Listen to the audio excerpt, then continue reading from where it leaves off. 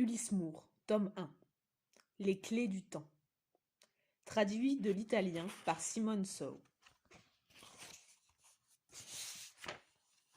Avis au lecteur.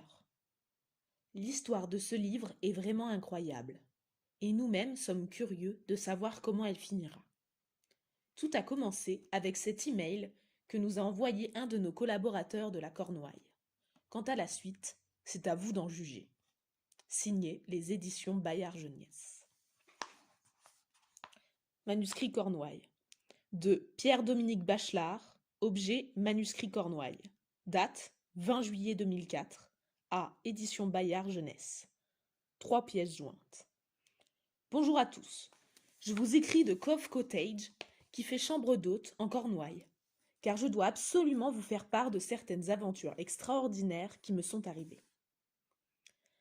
Après ce que vous m'avez raconté sur le manuscrit qui vous intriguait tant, je suis aussitôt parti pour l'Angleterre. L'unique information que je possédais sur l'auteur était le nom où il vit. Kilmore Cove, en Cornouailles. Arrivé à Londres, j'ai loué une voiture, mais mon voyage s'est terminé à Zénore, où je suis actuellement, car je n'ai trouvé aucune trace de Kilmore Cove sur la carte.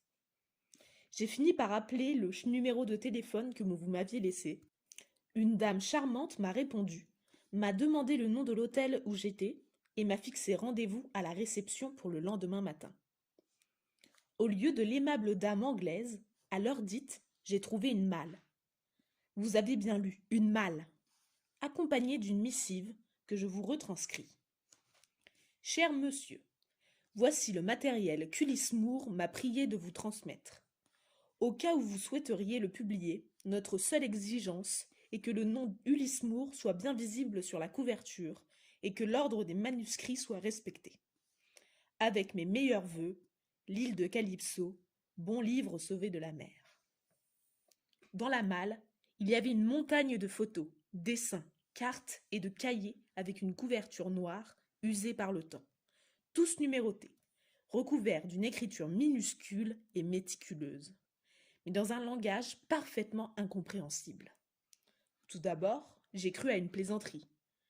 Et puis, je me suis mis à examiner les dessins, les cartes, les photographies. Et j'ai compris que ce matériel appartenait à une seule et même histoire. Une histoire que l'auteur, pour une raison qui m'échappe encore, a décidé de protéger par un langage codé particulier. Ainsi que vous pouvez l'imaginer, tout cela m'intriguait au plus haut point. Et, vu que j'avais déjà réservé la chambre d'hôte pour la semaine, je me suis mise à chercher un moyen pour traduire ces cahiers. Comme vous allez le constater, je crois être parvenue à déchiffrer le premier. Pierre-Dominique. PS. Je vous envoie en pièces jointes la photo de Cove Cottage, celle de la malle ainsi que la carte. Dès lors, vous verrez que trouver Kilmore Cove est une mission impossible. Il n'existe pas.